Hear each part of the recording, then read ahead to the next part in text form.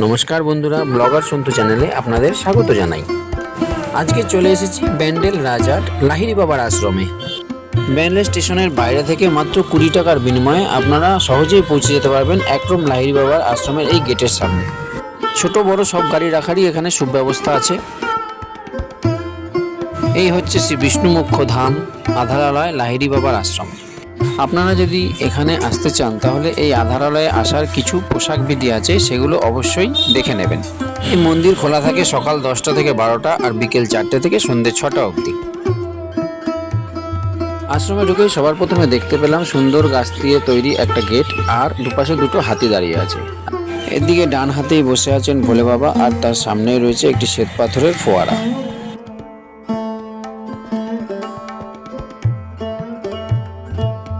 দুপাশে সবুজ সুন্দর সুন্দর ফুল গাছ, আর মাঝখান থেকে রয়েছে এই কংক্রিটের রাস্তা। এই কংক্রিটের রাস্তার একদম শেষেই আছে লাহিড়ী বাবার মন্দির। এদিকে অসংখ্য রাজহাঁসের দল রোদে বসে রোদ পোহাচ্ছে। দুধারে গোলাপের বাগানগুলো সত্যি দেখতে খুবই অপূর্ব লাগছে। কংক্রিটের রাস্তার উপরে খুব সুন্দর রং বেরঙের আলপনা করা আছে। তারপরে এখানে পেয়ে গেলাম মা দুর্গাকে, তিনি কাঁধে করে যাচ্ছেন। ডান হাতেই রয়েছে মা জগদ্ধাত্রী মন্দির, যা একটু দর্শন করে আসি। এই আশ্রমে আপনারা পদে পদে অনেক দেবদেবী দেখতে পাবেন।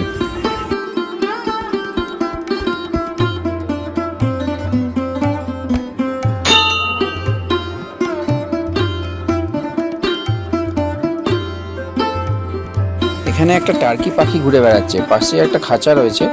এই খাঁচায় অনেক টার্কি পাখি রয়েছে।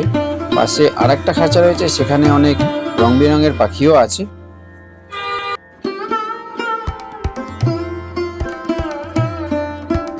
ময়ূরের একটা খুব সুন্দর এখানে মডেল বানানো আছে। সন্ধে হতে চলেছে, তাই চারিদিকে সব লাইটও জ্বেলে দেওয়া হয়েছে। বাচ্চাদের মনোরঞ্জনের জন্য এখানে অনেক ব্যবস্থাই করা আছে। এখানে কত সুন্দর একটা বাচ্চাদের জন্য ট্রেন বানানো আছে, তার পাশে ওদিকে দোলনা আছে, স্লিপার আছে, আর পাশে এখানে রয়েছে একটা মা তার সন্তানকে কোলে তুলে আদর করছে। দেখতে খুবই সুন্দর লাগছে। ওদিকে বাথরুমেরও ব্যবস্থা আছে। মন্দিরের বাইরে যদি আপনারা জুতো না রাখতে চান, তাহলে মন্দিরের ভেতরে একটু এসেই ডান হাতে জুতো রাখার ব্যবস্থাও আছে। আপনারা যদি এই আশ্রমে এসে থাকতে চান, তাহলে এই আশ্রমে এখানে রয়েছে কতগুলো গেস্ট হাউস। এই গেস্ট হাউসে আপনারা 600 টাকা মাথা পিছু দিয়ে থাকতে পারবেন। এই আশ্রমটি শুরু হয়েছিল 2003 সালে। তা শেষ পর্যন্ত আমরা পৌঁছে গেলাম মন্দিরের একদম সামনেই দেখুন কি সুন্দর বাগান করা আছে, আর রয়েছে 4 অশ্ব বিশিষ্ট একটি রথ। এই রথে রয়েছেন প্রভু শ্রীকৃষ্ণ সারথী হিসাবে, আর রয়েছেন অর্জুন। মন্দিরে ধূপবাতি জ্বালাতে চাইলে এখান থেকে 10 টাকার বিনিময়ে সেটাও পেয়ে যাবেন। মন্দির চত্বরে ঢুকেই প্রথমে আমরা ডান দিকে দেখলাম একটা ছোট মন্দির। চলুন দেখে আসি এটা কিসের মন্দির।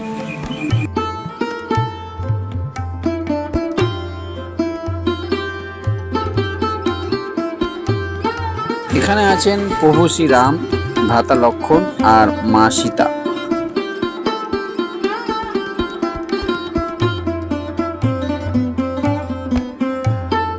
এই লাহিড়ী বাবার মন্দিরটা পুরোটাই জলের মধ্যেই স্থাপিত।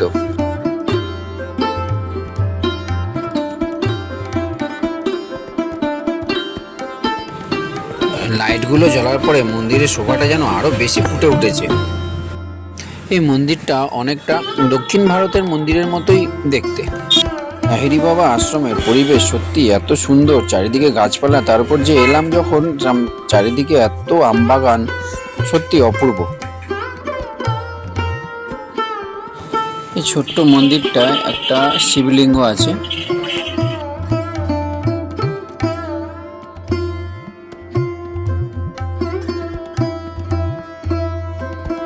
এবারে বাঁদিকের মন্দিরটা দেখে নেওয়া যাক, এখানে কোন দেবদেবীরা রয়েছে।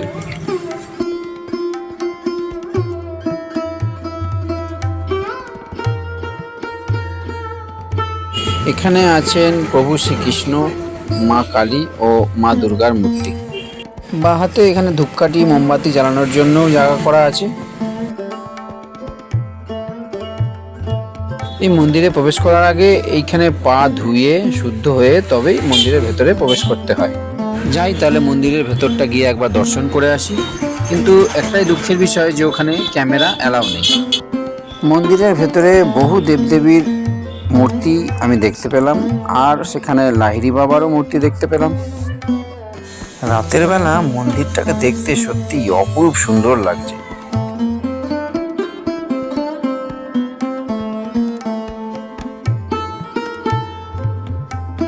এদিকে রয়েছে গৌতম বুদ্ধের মূর্তি।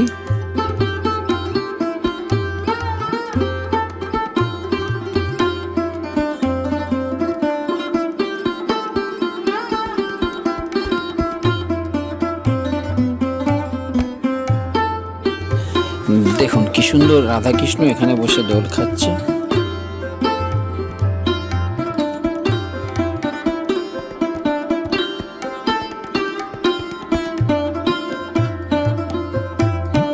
আপনারা যদি দিনের বেলা এসে ভোগ গ্রহণ করতে চান তাহলে 12টার মধ্যে এখান থেকেই আপনারা কুপন কেটে নিতে পারেন 80 টাকার বিনিময়ে।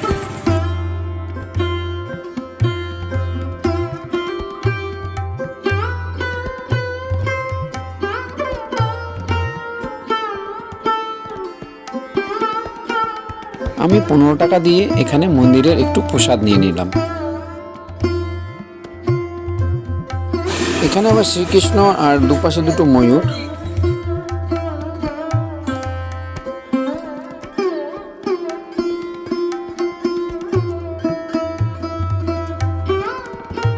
আমরা এখন যেখানে যাচ্ছি সেখানে আপনারা দেখতে পাচ্ছেন এখানে মুসলিম ধর্মের উপাসনা করার জায়গা।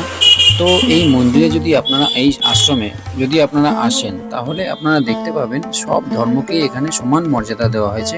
তো এই আশ্রম সব ধর্মের জন্য উন্মুক্ত। এদিকে আছেন যীশু খ্রিস্ট।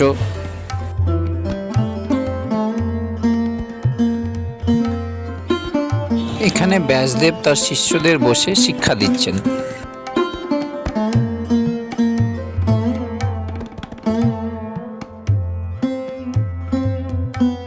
এটা দেখতে পাচ্ছেন আপনারা বাবা লোকনাথের মন্দির।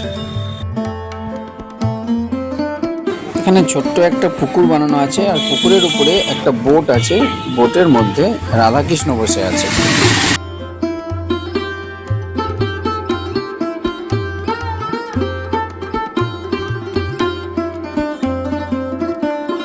এখানে আপনারা দেখতে পাচ্ছেন নারায়ণ মন্দির।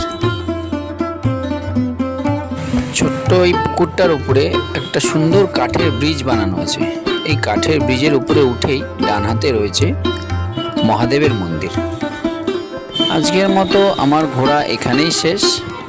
আপনাদের ভিডিওটা কেমন লাগলো একটু কমেন্ট করে অবশ্যই জানাবেন, আর যদি ভালো লেগে থাকে তাহলে লাইক আর সাবস্ক্রাইব অবশ্যই করবেন। ধন্যবাদ।